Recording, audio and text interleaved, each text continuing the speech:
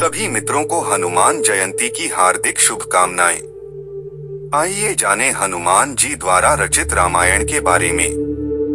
हनुमत रामायण शास्त्रों के अनुसार सर्वप्रथम राम कथा हनुमान जी ने लिखी थी और वह भी एक शिला चट्टान पर अपने नाखूनों से लिखी थी। यह राम कथा वाल्मीकि जी की रामायण से भी पहले लिखी गई थी और यह हनुमत रामायण के नाम से प्रसिद्ध है। यह घटना तब की है जबकि भगवान श्री राम रावण पर विजय प्राप्त करने के बाद अयोध्या में राज करने लगते हैं और श्री हनुमान जी हिमालय पर चले जाते हैं।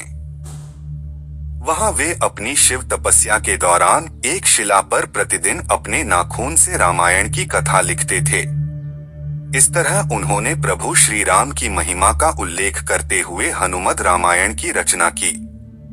कुछ समय बाद महर्षि वाल्मीकि ने भी वाल्मीकि रामायण लिखी और लिखने के बाद उनके मन में इसे भगवान शंकर को दिखाकर उनको समर्पित करने की इच्छा हुई। वे अपनी रामायण लेकर शिव के धाम कैलाश पर्वत पहुंच गए। वहां उन्होंने हनुमान जी को और उनके द्वारा लिखी गई हनुमत रामायण को देखा। हनुमत रामायण के दर्शन कर वाल्मीकि जी निराश हो गए। वाल्मीकि जी को निराश देखकर हनुमान जी ने उनसे उनकी निराशा का कारण पूछा तो महर्षि बोले कि उन्होंने बड़े ही कठिन परिश्रम के बाद रामायण लिखी थी, लेकिन आपकी रामायण देखकर लगता है कि अब मेरी रामायण उपेक्षित हो जाएगी, क्योंकि आपने जो लिखा है उसके समक्ष मेरी रामायण तो कुछ भी नहीं है। तब वाल्मीकि जी की चिंता का शमन करते हुए श्री हनुमान जी ने हनुमत रामायण पर्वत शिला को एक कंधे पर उठाया और दूसरे कंधे पर महर्षि वाल्मीकि को बिठाकर समुद्र के पास गए और स्वयं द्वारा की गई रचना को श्री राम को समर्पित करते हुए समुद्र में समा दिया। तभी से हनुमान द्वारा रची गई हनुमत रामायण उपलब्ध नहीं है। हनुमान जी द्वारा लिखी रामायण को हनुमान जी द्वारा समुद्र में फेंक दिए जाने के बाद महर्षि वाल्मीकि बोले कि हे राम भक्त श्री हनुमान, आप धन्य हैं। आप जैसा कोई दूसरा ज्ञानी और दयावान नहीं है।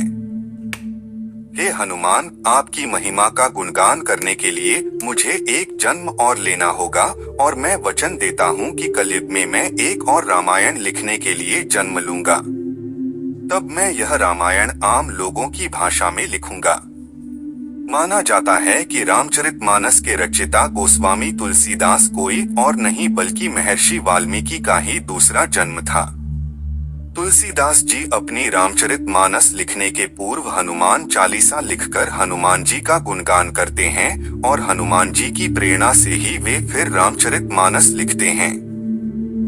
माना जाता है महाकवि कालिदास के समय में एक पटलिका को समुद्र के किनारे पाया गया जिसे कि एक सार्वजनिक स्थल पर टांग दिया गया था ताकि विद्यार्थी उस गुढ़लिपि को पढ़कर उसका अर्थ निकाल सकें। ऐसा माना जाता है कि कालिदास ने उसका अर्थ निकाल लिया था और वो ये भी जान गए थे कि ये पटलिका कोई और नहीं अपितु हनुमान जी द्वारा रचित हनुमत रामायण का ही एक अंश है, जो कि पर्वत शिला से निकलकर जल के साथ प्रवाहित होकर यहाँ तक आ गया है। जय श्री राम।